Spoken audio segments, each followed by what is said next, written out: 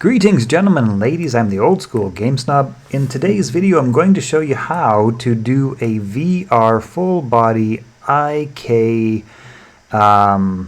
body with hand movement. Now I searched all over for, here let me show you what we're going to do.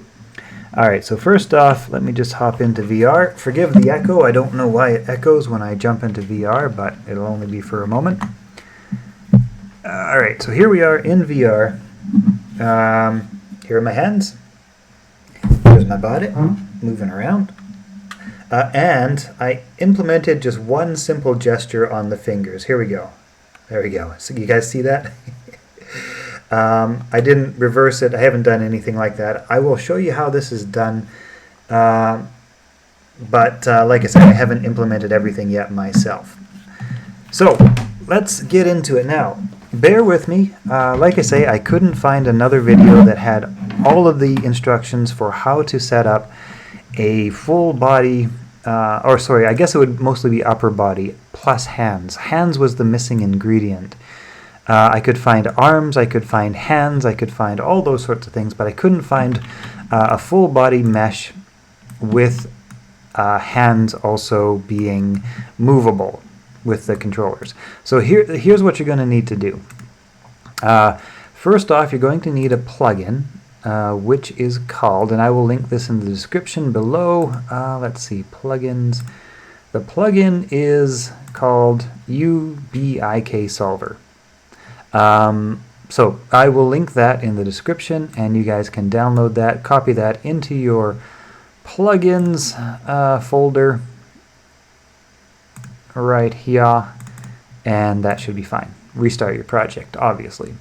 And like I say, this is kind of my first time figuring this out. This tutorial is going to be a bit crude, but I'm mainly making it because I couldn't find an answer for this, and I really had to monkey around a lot to get this working somewhat. So here's what you're going to start out by doing. What you're going to start out by doing in order to get the body plus the arms working is you will want to okay, so I'm going to assume that you have your VR pawn that is coming with the default Unreal Engine starter template for the VR project. So I'm going to assume you have your VR pawn, and what we're going to do here is we are going to create a new, so I'm not sure why my computer's running so slow here. Must be, I'm not sure. Sorry about the choppiness. So what we're going to do is I actually used the custom character, and if you're rigged to the IK skeleton, that's pretty easy to do. If you want to just use the, Unreal Engine skeleton, pretty easy to do. And I recommend that for this process. It should be possible without, but for simplicity, a character rigged to the Unreal Engine skeleton is convenient. So basically, what you will want to do, and I'm going to use my spaceman character here, is go ahead and create an animation blueprint off of your skeletal mesh. So you just go ahead and right click your skeletal mesh, create animation blueprint. So now you have an empty animation blueprint. Now this is mine, it's not empty, but there's just a few things I'm going to show you that we are going to add. Let's disconnect the state machine to start. So what we're going to do basically here is this is all you'll have to start is your output pose, and what you're going to add is the UBIK solver. UBIK solver, just go ahead and grab that. You will then, you can plug that right into your output pose, like so. The component to the local will be created automatically. Then you have the settings part. You can right click and promote that to a variable. You also have in right, in left, and in head transformations. This basically will share the animation position of the head and motion controllers so that the arms and the head follow around and follow like your headset and your motion controllers. So just go ahead and right click and promote those all to variables as well. For this part, all I've done here in my case is I've removed the head from my character. He had a helmet, so that wasn't too good. He had a helmet, and I just wanted to get rid of that helmet. So the way that I did that, and you don't have to do this if you don't have a helmet, but the way that I did that was just to add a transform modify bone. Well, you guys can see how it's typed there. And then I set the scale to 0, 0, 0. The way to do that is to look to the, what is it? It's called the scale, and make sure that instead of ignore, you have this to replace existing, and setting a scale to 0, 0, 0 will basically just make the head go away. So for example, if I put this to the scale of 2, now I've got a head that's twice as big, right?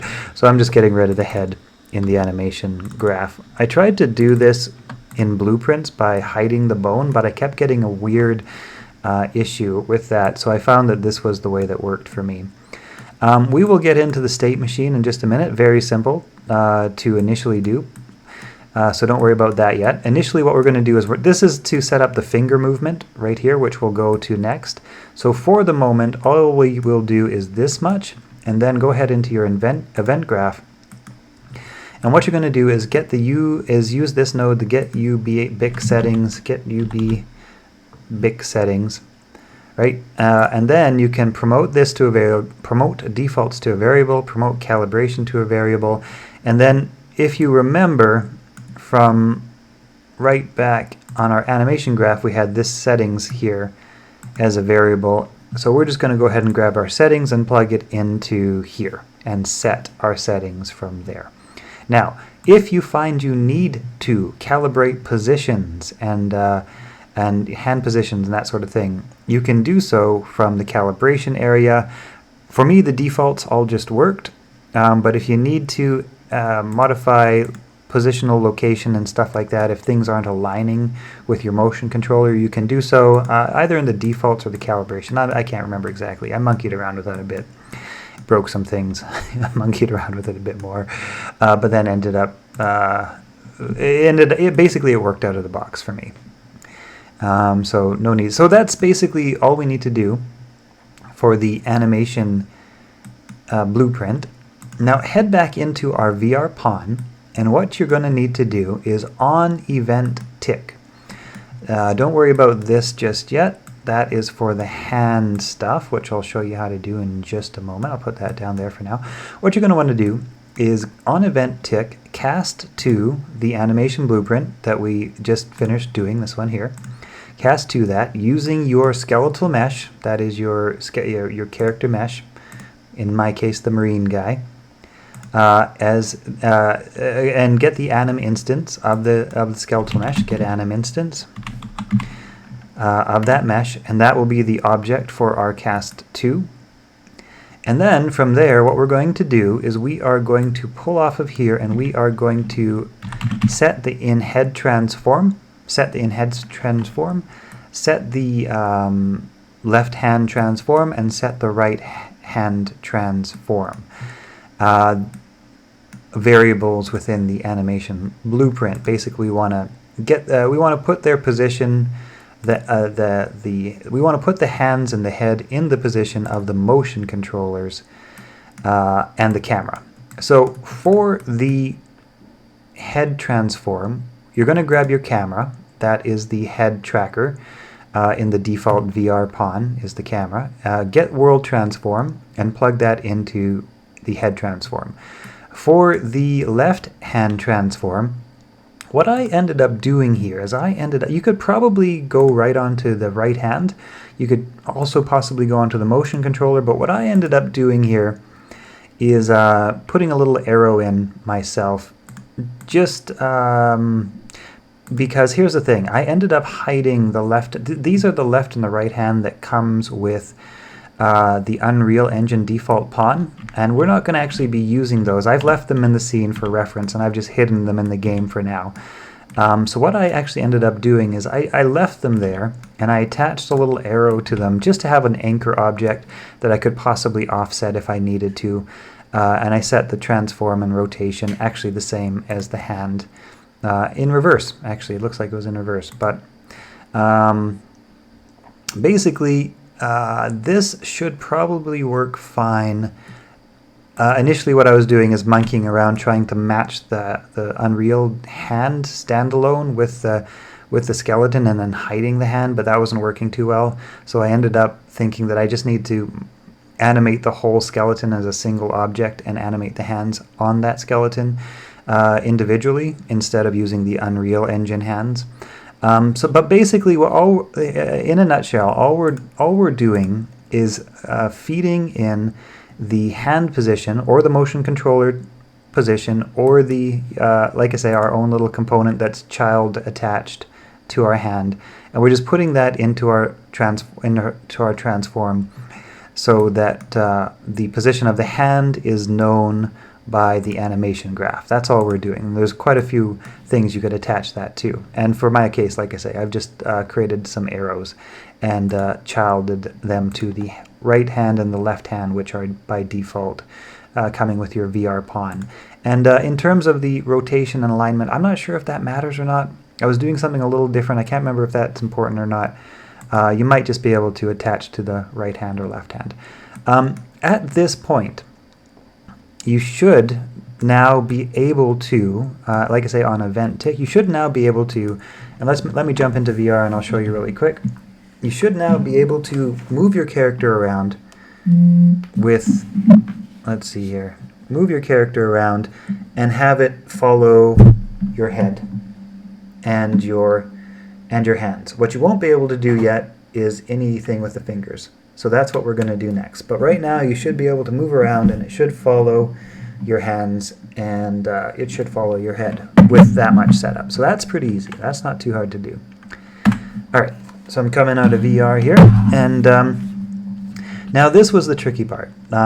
This was the tricky part to figure out how to animate. Since we're not using the Unreal Engine hands, what I've done is I've gone and I've made them hidden in-game.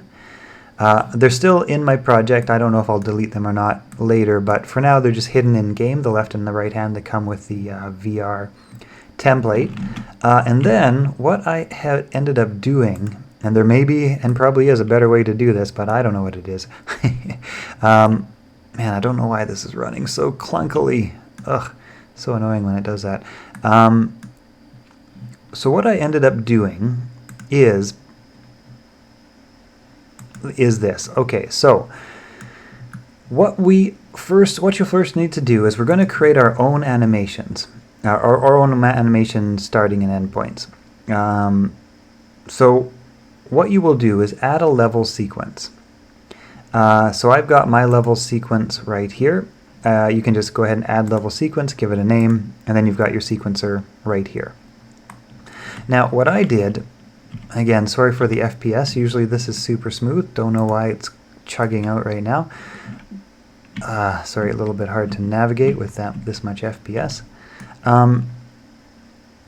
What you will want to do is you can just go ahead and grab the Unreal Engine animation for Manny.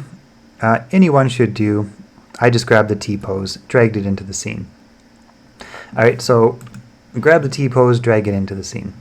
Then in your sequencer, what you'll want to do is you'll want to go to Track, Actor to Sequence, and then look for your animation that you just dragged into your scene. In my case, it's, what was it? Where is it? It was the T-pose. Where the heck is the T-pose? Oh, it's already in the scene, that's why. It's probably because it's already in the scene, I'm guessing. So I've got my MMT pose animation added to the scene. So once you do that, you'll see everything here. Now, what you will want to do is what I did, and again, sorry, slow animations, so chuggy, is I'm just going to create an animation state. So I'm not very good with sequencer, but basically all I did was select a part of the character, obviously, and where is it now? Why is this? Yeah, I'm not sure what's going on here. Like I say, I'm not. Oh, we have movement again. Oh, that's nice. You know what? Let's take this from the top. Yeah, I guess so. Let's take this from the top. We'll do a new. Do a new animation sequence, or just use one that I was already using. Oh no, I deleted that one. Sorry, like I say, this is my first time figuring out. Okay, so here we have an animation sequence. I'm going to delete that T-pose, and we'll go ahead and just do that again, and I can show you guys. Anyway, there's the T-pose. Drag that in. Any animation I think will do, it resets it once you do this anyways. And then track, actor to sequence, and then I'm going to look for my MM T-pose. There we go. And now it just sort of sets it to its default position. Now what we just need to do is create a really quick animation. Basically all I want to do is animate the finger. Now I've got my little nodes right there, which is good. When I click one of those little nodes, it shows me the index, index 2, index 3. And here's the part that's going to take a little while that I'm not going to do everything for. I'm just going to show you how to wiggle one finger, and then you guys can figure out the rest based on what you want to do. But it'll be basically the same thing. So right now, I think I have like a 1 frame sequence. I can't remember how I set this to 1 frame or not. Yeah, I'm not exactly sure what I did. Like I say, I'm not very good in sequencer, but you basically just want 1 frame. Or maybe you want a small animation. I think it really depends on your needs. But to start, what I'm going to do is I'm going to put a keyframe right on the frame 1, and then I'm going to, I guess, put another one right here on frame 2. Like I say, I'm not very good with sequencer. I'm not exactly sure where the timeline is, but what I want to do here on frame 2 is just make a small adjustment to the finger. So I'm just going to make a small adjustment to the finger, move it like so much. I don't know. That's not a very good movement, so you'll have to monkey around and create your own animations. But basically, I've got a, actually what I actually did here is I actually created, and this might be better accomplishable in a few different ways, but this is what I kind of figured. And like I say, I'm bad with time sequencer, but basically we'll create our pose here in sequencer. If you know sequencer, this is probably really painful for you to watch. I'm actually just going to copy and paste those frames on top of each other, and now, yeah, it should just be that 1 frame that we're exporting for this one set of bones, which is all we want to move. Anyway, once you get your animation figured out, go ahead and right-click on the T-pose in our case, and we will bake this animation sequence. Might be able to do it with a pose asset. I don't really understand how that works, but like I say, this is more to, like I say, this, I'm sorry this is a kind of a bad tutorial, but it's better than nothing, which is what I found when I was trying to figure this out. So, so I'm just going to export that animation. So now I should have one called 1, 2, 3, 4, an animation called 1, 2, 3, 4, and as you can see, it's a single frame animation that just has one finger moved. And like I said before at the beginning, this is easiest if you use a character with the epic skeleton, because now what I can do is I can retarget that animation asset using the retarget mannequin, and I'm just going to retarget that to my space soldier character. And now when I do that, I should have an animation asset which is got his finger bent, as you can see. Like I say, it's gonna you may need to. There's probably better ways to do this, but I don't know what they are, and this is a way that I found, so maybe this will help somebody. Anyway, now what we need to do, now that we have our, oh, and I'm sorry, actually I forgot one thing. So that's our finger bend state. We also wanted to export a finger idle state, so just like the open hand state. I've already got one of those myself, just the open hand state, just like with nothing modified. Just that base pose is what we also want. We want an idle state, and we also want the state that we want to transition to. So now back in our animation blueprint, what we're going to do is we're going to go to our animation graph, and we are going to add a new state machine. Before everything that we did here, we're just going to add a new state machine, plug that into local to component, and in our state machine, I should probably actually rename this to idle, because that's more descriptive of what it is. And in the idle pose here, all I've got is my idle animation, just the open hand state, which I showed you guys a moment ago. So yeah, just that open hand. Then back in the finger move, so basically what I'm going to do is I'm going to drag out, add a state. As you can see here, I've got one called finger move. And in finger move, I'm going to have my finger move. So in this case, we did one called 1, 2, 3, 4. I'm going to go ahead and delete the one I had there, just so you guys can see this actually, you know, with what we've been working on. So there's my finger move right there, that from the animation we created.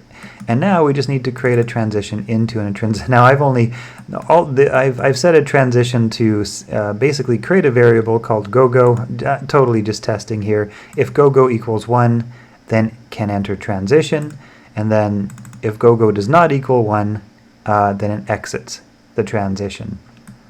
That being said, I only partially linked it up, but that's basically the state machine. We're just getting in and out of the wiggle finger. Okay, so now back in our VR pawn, wiggle finger, in our VR pawn, using the grab right, in my case I'm just using the grab right. That's one of the input actions that is given to you by default. It's already set up, the IA grab right, IA grab left. And this is what's you're gonna need to spend some time mapping the different hand gestures and creating the different hand animations and stuff like that. You'll need to, of course, do more than a finger wiggle, most probably, unless that's all you want is a finger wiggle. Anyway, back into the VR pawn. Based on the input action grab right, we're going to cast to our animation blueprint, again using the animation instance off of the mesh. Basically the same like we did up here. And then all we're going to do is we're going to drag off here, and we're going to set go-go to 1, basically telling it to enter the state. Now, I believe, what is it, canceled, completed? I'm not sure. Which one? Anyway, to open and close the finger again. I'm not sure if it's canceled or completed or ongoing or started or triggered. Maybe when it's finished, then it'll open the hand again. Maybe something like this. I'm not sure. I'm very new to this, and like I say, I know this is a pretty bad tutorial, but sometimes a bad tutorial is better than no tutorial at all. So that's why I'm doing this video. So I'm just going to go ahead and I think it's maybe canceled or maybe canceled. Triggering has been canceled. All right, maybe that. Yeah, I don't know if it's canceled or completed or what. But I'm going to set go to 1. And now, when we head into VR, we should be able to trigger the open and close state on our finger. Let me just see here. Just going to pop on the VR headset. Hopefully we don't crash. Okay, so now there's the finger closed. The open isn't working yet, but you can see the finger did indeed close. So maybe this will be on completed. I don't know. Doesn't seem to be on canceled. So let's hop back into VR and see if that did the trick. Oh, so chunky. Let's see. Close. Oh, that did it. All right, open and close. Oh, the novelty of just waving one little finger and how many endorphins that sends to the strung out game developer's brain. Look at that finger go. Hope you guys have found this video helpful. Again, sorry, I know it's pretty unpro as far as a tutorial video goes, but you know what? Something better than nothing. Hopefully it helps you. See you later. All right.